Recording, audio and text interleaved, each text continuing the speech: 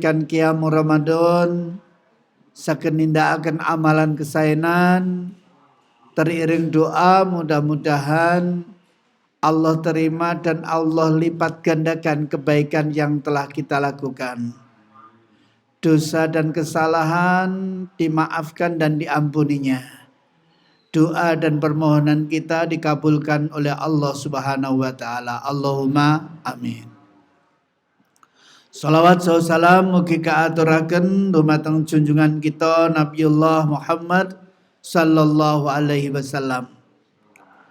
Para bapak, para ibu, para rawuh ingkang kula hormati, hidup itu adalah pilihan. Pilihan untuk beriman atau pilihan untuk ingkar. Pilihan untuk mendapatkan keberuntungan atau pilihan untuk mendapatkan kerugian. Semuanya itu disebutkan dalam Al-Quran sebagai opsi, sebagai tawaran. Kita itu milih jalan hidup yang bagaimana. Antara lain dalam Quran surat Al-Kahfi di sana dikatakan faman syaa'a falyu'min wa man syaa'a falyakfur. Inna a'tadna lizalimina nara.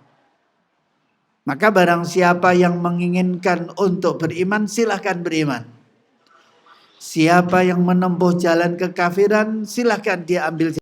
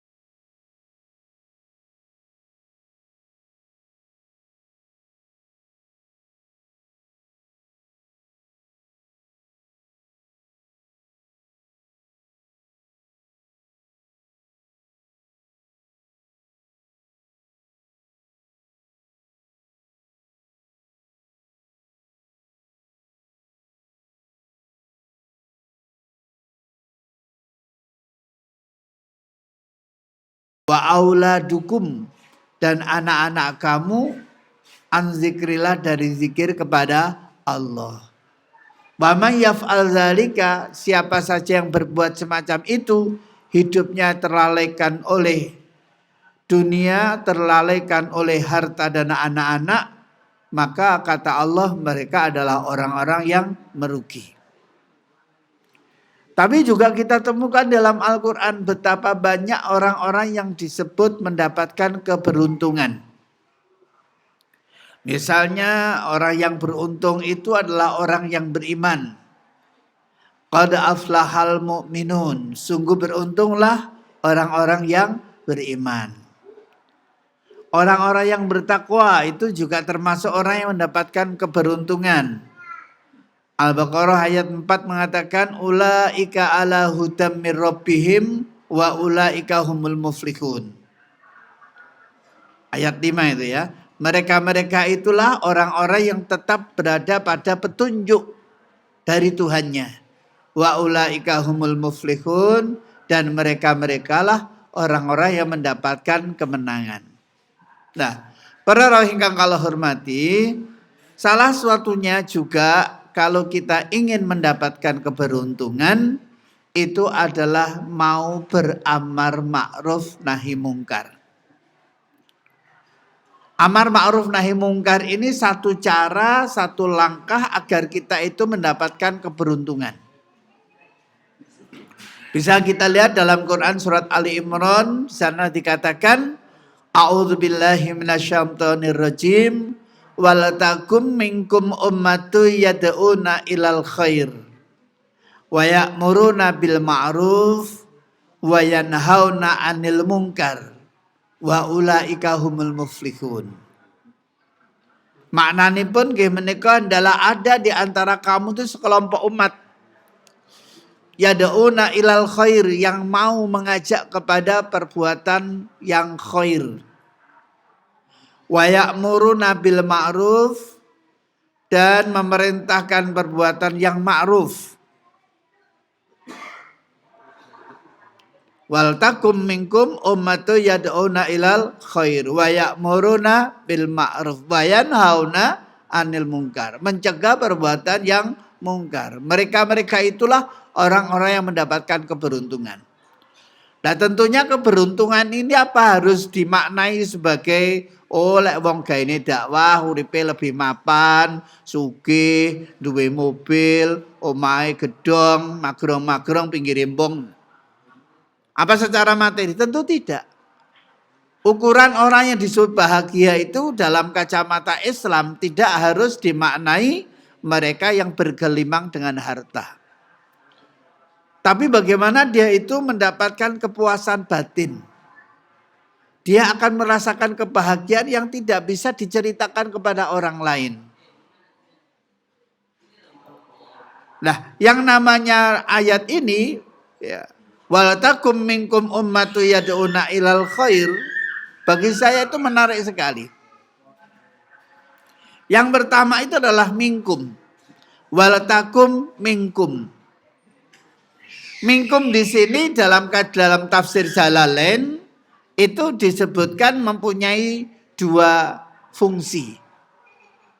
Artinya sebagian ulama menjelaskan bahwa lafadz minkum itu fungsinya adalah liziyadah. Kalau itu dimaknai liziyadah, tambahan, maka itu tidak mempunyai makna. Karena tugasnya itu adalah fungsinya adalah untuk mempercantik gaya bahasa, balaghahnya. Apa dampaknya? Implikasi hukumnya adalah amar ma'ruf nahi mungkar itu fardu ain. Setiap orang itu kalau difungsikan minkum itu lafadz min di situ ada liziyadah. Sehingga siapapun orangnya yang melihat kemungkaran maka ia harus merubah dengan tangannya. Tidak boleh diem. Dari sinilah maka Nabi mengatakan man ra'a minkum mungkaran falyughayyir biyadi. Siapa yang melihat dengan matanya, ro'a itu melihat dengan mata.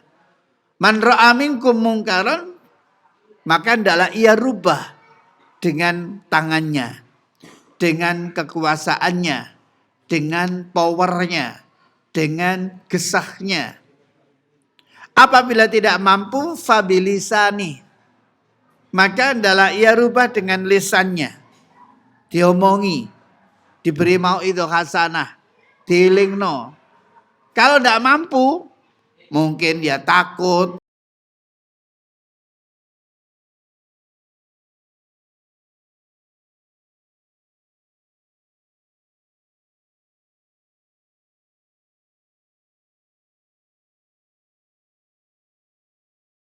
Selemah-lemah iman. Itu kalau lafadz min di dalam Quran surat Ali Imran tadi diyakini, dipahami sebagai liziyadah. Tapi kalau itu difungsikan sebagai litab'id, maka itu menunjukkan bahwa amar ma'ruf nahi mungkar itu hukumnya adalah fardu kifayah.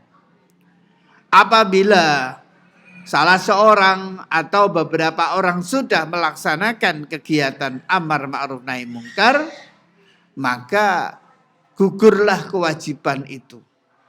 Tidaklah dibebankan dosa itu kepada kaum muslimin seluruhnya.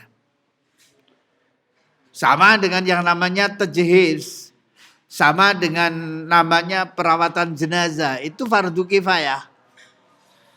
Satu orang, dua orang, beberapa orang sudah melaksanakannya, ya sudah gugur kewajiban. Tapi kalau ada orang meninggal, tidak ada satupun yang merawatnya, alasannya mungkin takut karena tertular penyakitnya.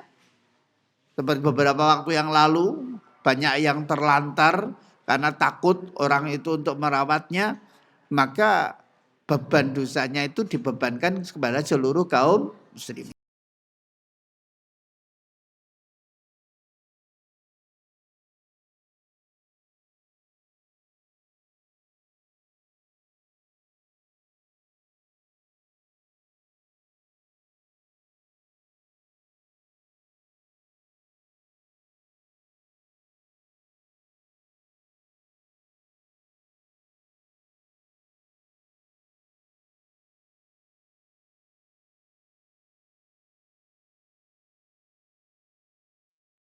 Demikian juga mbok awake dhewe niku sebagai umat Islam jumlahnya mayoritas, ketok ya sarjana beragama Islam. Tapi nyuwun sewu, kalau di komunitas itu ndak ada yang namanya kegiatan amar ma'ruf.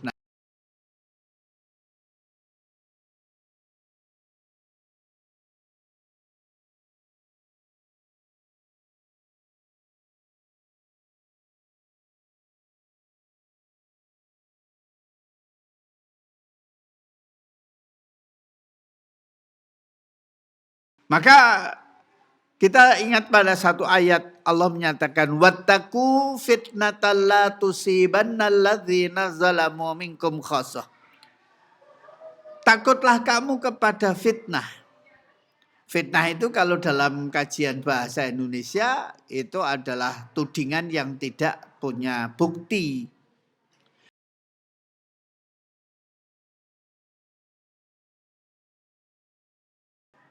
Fitnah itu bisa dimaknai siksa.